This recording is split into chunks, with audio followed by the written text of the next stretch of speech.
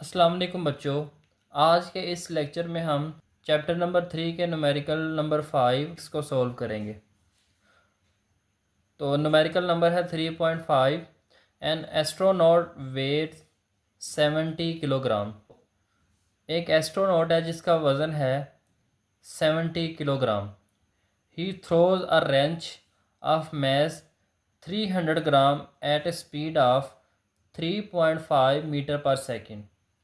अब उसने एक रेंच जो है वो फेंका है जिसका मैस था 300 ग्राम और उसकी स्पीड थी 3.5 मीटर पर सेकंड।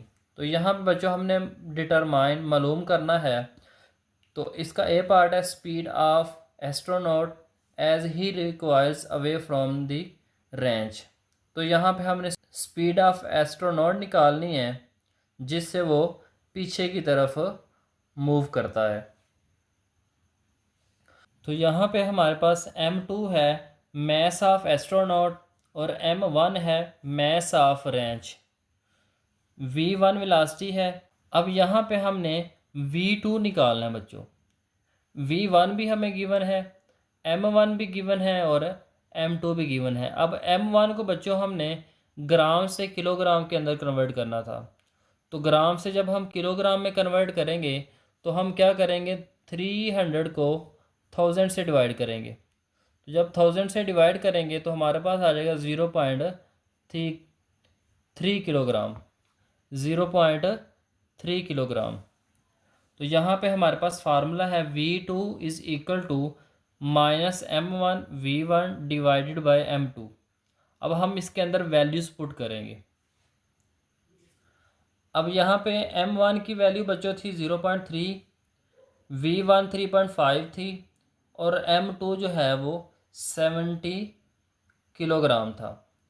अब बच्चों आपने इसको सिंपलीफाई करना है। इन दोनों वैल्यूज़ को मल्टीप्लाई करके 70 से डिवाइड करेंगे तो आंसर आ जाएगा -0.015 मीटर पर सेकंड।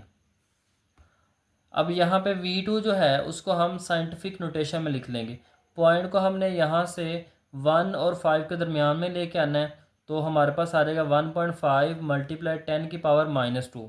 अब क्योंकि यहाँ से हमने दो नंबर्स मूव किए हैं तो हमारे पास पावर क्या आ जाएगी बच्चों, 2 आ जाएगी। अब लेफ़्ट से राइट की तरफ गए थे तो इसकी जो पावर है वो माइनस में आ जाएगी।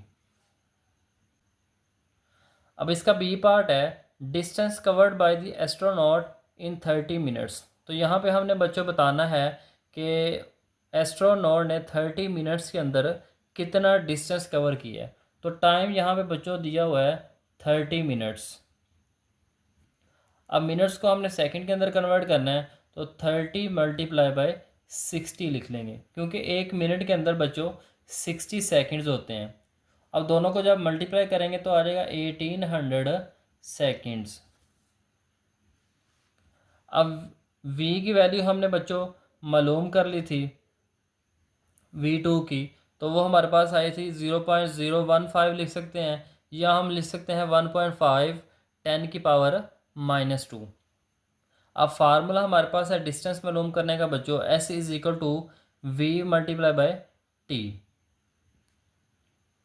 तो यहाँ पे हम v2 मल्टीप्लाई बाय t लिख लेंगे। तो v2 की वैल्यू हमारे पास है 0.015 मल्टीप्लाई, अब टाइम हमने सेकंड के अंदर कन्वर्ट किया तो हमारे पास आ गया है 1800। अब बच्चों दोनों को मल्टीप्लाई करेंगे तो यहाँ पे इसका जो डिस्टेंस है वो आ जाएगा 27 मीटर।